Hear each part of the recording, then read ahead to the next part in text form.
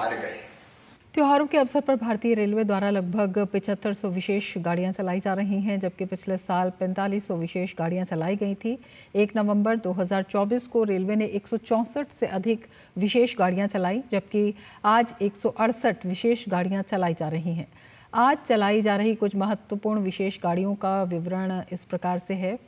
01009 Lokmanya Tilak Danapur express, 01481 Pune Danapur express, 01143 Lokmanya Tilak Danapur express, 01415 Pune Gorakhpur express, 01079 Mumbai Chhatrapati Shivaji terminus Gorakhpur express, 01205 Pune Danapur express, 02832 Bhubaneswar Dhanbad express, 08439 Puri Patna express, 08536 Visakhapatnam Bhubaneswar express, 02398 Anand Vihar Gaya express, 02394 नई Delhi Patna express, 03326 Coimbatore Dhanbad express, 05220 Anand Vihar Muzaffarpur express, 05284 Anand Vihar Muzaffarpur express, 03248 Bengaluru Danapur express,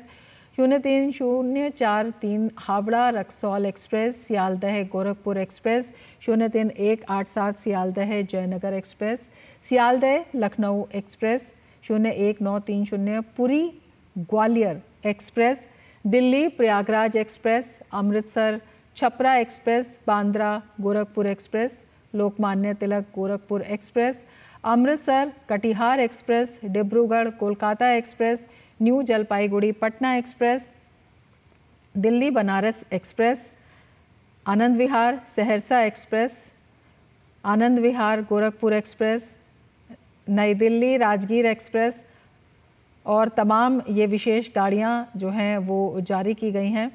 हमारे संवाददाता राजेश राज इस वक्त हमारे साथ जुड़े हुए हैं और ज़्यादा जानकारी के साथ, और मुंबई से शिशिर सेलार हमारे साथ जुड़े हुए हैं। राजेश, रेलवे की विशेष तैयारी?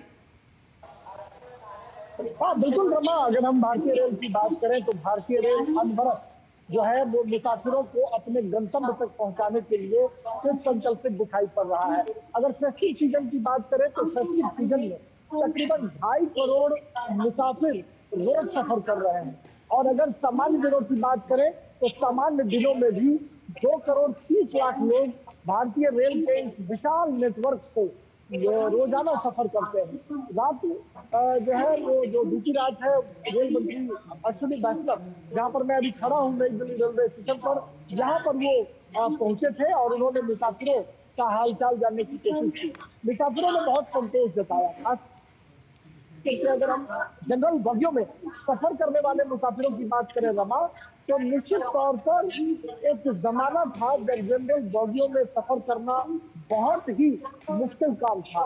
एक के ऊपर एक मुसाफिर जो है वो स्पष्ट तौर पर चढ़े हुए नजर आते थे और जो उनके सामान थे वो बिखरे हुए नजर आते थे। लेकिन अभी जो स्थिति है कि अगर आप नई दिल्ली रेलवे स्टेशन पर पहुंचते हैं और अगर आपकी संख्या अगर ज्यादा दिखाई पड़ती है तो उत्तर रेलवे आपके लिए तुरंत एक नई ट्रेन की व्यवस्था करता है। जो 7435 ट्रेनें अब तक चलाने की बात की गई है, जिसका रेल मंत्री ने भी रात घोषणा किया। इस ट्रेन के अलावा अगर मुसाफिरों की भीड़ दिखाई पड़ती है तो मुसाफिरों के लिए एक नई ट्रेन तैयार की जाती है, और जो ऑटोमेटिक वेंडिंग मशीन हर एक जगह पर लगाए गए हैं, जिस पंडाल में मैं खड़ा हूँ इस पंडाल में भी एटीएम मशीन जो है वो लगाई गई है।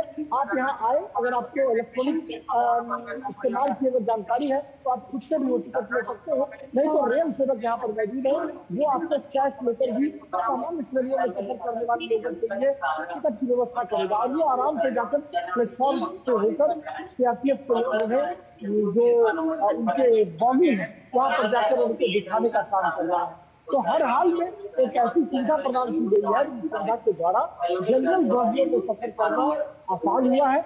और जब रात रेल मंत्री से हमने पूछा कि क्या जनरल बोगियों की संख्या और बढ़ेगी, उन्होंने कहा कि 12,500 जनरल बोगियों के कोच जो है वो निर्माणाधीन है, इनको आने वाले समय में तैयार किया जा रहा है, और इससे कहीं ना कहीं उन मुसाफिरों के लिए राहत का पैगाम आएगा जो जनरल बोगियों में सफर करते हैं, जो किसान हैं, मजदूर हैं, जो सामान्य श्रेणी के लोग हैं। जब 12,500 कोच अस्तित्व में आएंगे तो उनके लिए इन बोगियों की संख्या बढ़ेगी, गाड़ियों की संख्या भी बढ़ाई जाएगी। और हर हाल में जो प्रधानमंत्री नरेंद्र मोदी कहते रहे हैं कि हमारी सरकार गरीबों की सरकार है, उस सरकार की प्रतिबद्धता समाज के अंतिम पायदान पर खड़े जो लोग हैं उनके लिए साफ तौर पर दिखाई पड़ेगी। और अगर 16 नंबर प्लेटफॉर्म की बात करें तो यहाँ पर श्रीनगर ब्रिज को बंद किया गया है।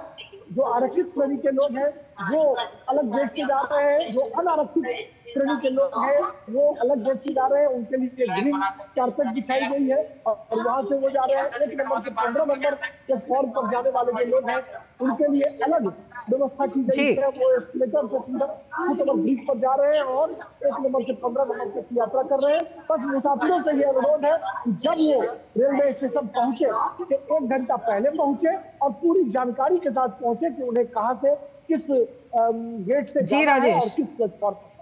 बिल्कुल, हमारे साथ शिशिर भी जुड़े हुए हैं। शिशिर, आपसे जानना चाहेंगे कि किस तरह से वहाँ पर तैयारी है, किस तरह से वहाँ पर यात्रियों की सहूलियत का ध्यान रखा गया है। बड़ी संख्या में गंतव्य स्थल यात्रियों का वहाँ पर भी होता है।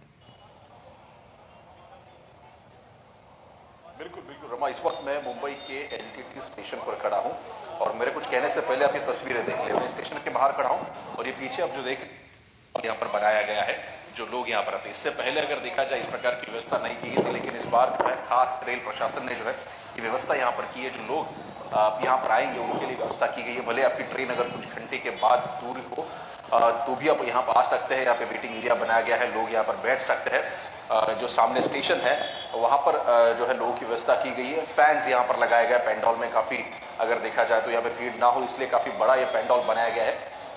लोग काफ़ी दूर दूर से यहाँ पर आते हैं, चूँकि काफ़ी लंबी दूरी की ट्रेन होती है तो ऐसे में जो प्रवासी है वो अक्सर हम देखते हैं कि 4-5 घंटे पहले ही स्टेशन पे पहुंच जाते हैं। तो ऐसे में दिक्कत हो जाती है रेल प्रशासन को, उनको किस प्रकार से जो है बिठाया जाए, उनको किस प्रकार से अकोमोडेट किया जाए। और ये ध्यान में रखते हुए जो है यहाँ पर इस वक्त ये सभी इंतजाम किए गए। धूप है, गर्मी है, लेकिन इसके बावजूद देख पा रहे हैं कि यहाँ पर लाइट की व्यवस्था पर्याप्त मात्रा में है। फैंस की व्यवस्था यहाँ पर की गई है, जो पंखे यहाँ पर लगाए गए वो यहाँ पर है। साथ ही साथ अगर परिवार के साथ आप ट्रैवल कर रहे हो तो ऐसे में सुरक्षा सबसे महत्वपूर्ण होती है, तो उसका भी यहाँ पर ख्याल रखा गया। दूसरी बात, अब यहाँ पर पहुँचने के बाद क्या करना है। पहुँचने के बाद आपको अगर कोई जानकारी यहाँ पर चाहिए तो जानकारी के लिए अलग अलग यहाँ पर टेबल्स बिठाए गए हैं। आप देख रहे स्क्रीन भी यहाँ पे बिठाई गई है। यहाँ पर इन ट्रेन की जानकारी मिलती है, कौन सी ट्रेन कब छूटने वाली है, बोगी किस प्रकार से लगी गई है। इस प्रकार से ये स्टेशन के बाहर की व्यवस्था है, ये स्टेशन के अंदर की व्यवस्था नहीं है। तो आप समझ सकते हैं कि कितनी पर्याप्त मात्रा में यहाँ पर लोगों को जो है जानकारी यहाँ पर देने का प्रयास सरकार द्वारा भी किया जा रहा है। जो लोग यहाँ पर आते हैं एक कतारबद्ध तरीके से उनको अंदर लिया जाता है। जैसे कि राजेश ने कहा कि अलग से टिकट काउंटर बिठाए गए हैं और इसीलिए हम देख पा रहे हैं एक कतार यहाँ पे लगी है। जो जनरल टिकट के लिए अमूमन हम देखते हैं लोग स्टेशन पर टिकट घरों पर जो है लाइन लगाते हैं, लेकिन ये टिकट घर नहीं है। एक अलग से टेबल यहाँ पर बिठाया गया है जो बाहर की तरफ। ये जो आप कतार आप देख रहे हैं ये जनरल बुकिंग के लिए है, जो ट्रेन छूटने वाली है उनके लिए जो है यहाँ पर अलग से एक लाइन यहाँ पर लगाई गई है। यहाँ पर जो है जनरल टिकट आपको मिलेगी, स्टेशन में जाने की जरूरत नहीं होगी, यहीं पर ही आपको वो टिकट दी जाएगी और इसके बाद जो है आप अंदर यात्रा करेंगे। जैसे मैंने कहा अलग अलग काउंटर्स यहाँ पे बनाए गए। मेरे पीछे जो आवाज सुन रही है ये बार बार यहाँ पर जो रेल प्रशासन रेल सेवक है उनके द्वारा जो है बताया जा रहा है कि कब कौन सी ट्रेन छूटेगी। और साथ ही साथ जो टेबल यहाँ पर रखाया गया, हेल्प डेस्क बनाया गया है। हेल्प डेस्क में यहाँ पे देखिए आप कुछ लोग यहाँ पर है, उनको कुछ अगर समस्या है, कुछ अगर जानकारी लेनी है तो इस टेबल पर आते हैं, यहाँ पर जानकारी उनसे प्राप्त की जाती है। उसके बगल में आप देखेंगे तो जैसे मैंने कहा कि अलग से टिकट काउंटर बिठाया गया है। उस टिकट काउंटर में यात्रीगण जो है आके जनरल टिकट लेते हैं। ये स्टेशन के बाहर का नजारा है, अंदर भी टिकट काउंटर है, अंदर भी वेटिंग व्यवस्था की गई है और ये अलग व्यवस्था जो है लोगों के लिए की गई तो ज्यादा से ज्यादा जो है दिक्कतों का सामना न करना पड़े, ये ध्यान में रखते हुए ये सभी सुविधा यहाँ पे की गई है। टॉयलेट की व्यवस्था तो हमने कहा कि जिस प्रकार से यहाँ पे सबसे महत्वपूर्ण बात है कि क्या लोग यहाँ पर आते हैं उनके लिए अगर देखा जाए तो एक खान पान की व्यवस्था है, टॉयलेट की व्यवस्था है। लोग यहाँ पर आराम से बैठे ट्रेन का इंतजार करें और अपने गंतव्य स्थान तक पहुंचे, ये ध्यान दिया गया है। तो इन सभी सुविधाओं के ऊपर जो है इस वक्त सरकार की नजर है और इसीलिए हम जब लोगों से बात किए तो लोग इससे काफी खुश भी थे, क्योंकि ऐसी इस प्रकार से पहले जो है व्यवस्था नहीं थी। आपको पता है कहाँ पर जा रहे हैं आप? सीतामढ़ी। और कैसी व्यवस्था है यहाँ पर इस बार जो पेंडोल बनाया गया है, पहले देखा था ऐसा? पंडाल तो ठीक है सर, बहुत अच्छा है, पब्लिक के लिए अच्छा है। पहले आते तो दिक्कत होती थी काफी? हाँ, पहले दिक्कत होता था, अभी बहुत अच्छा है। और पीने की खाने पीने की व्यवस्था कैसी? वो भी ठीक है, सब पानी उनी है, सब मिलता है। टॉयलेट स्वच्छ है? हाँ। तो अब ये लोगों का अनुभव है, ये उनकी जुबानी हमने सुना कि किस प्रकार से जब यात्रा करते हैं प्रवासी तो नजारा आ गया स्टेशन का क्या होता है। और इस बार हमने देखा कि आपको दिखा रहा है कि किस प्रकार से स्टेशन बिल्कुल इस वक्त की पूरा नजारा एनटीटी के पास पूरे उत्सव जैसा नजारा ही वहां पर नजर आ रहा है। कैसे जानकारी प्राप्त जी करनी है, कैसे ट्रेन। जी शिशिर, राजेश भी हमारे साथ जुड़े हुए हैं। राजेश, जिस तरह से आप भी लगातार दिखा रहे हैं, शिशिर ने भी दिखाया मुंबई रेलवे स्टेशन, वहां का नज़ारा, किस तरह से उत्सव का माहौल है। दिवाली पर रेलवे ने विशेष व्यवस्था की, छठ की विशेष तैयारी है। एक कह सकते हैं कि एक इस तरह की भावना कि जब सफ़र भी कर रहे हैं यात्री तो एक उत्सव का जो उत्साह है उनके मन में बना रहे। वहाँ से क्या कुछ यात्रियों का कहना है किस तरह का उत्साह है, क्योंकि पहले इस तरह की व्यवस्थाएं नहीं होती थी?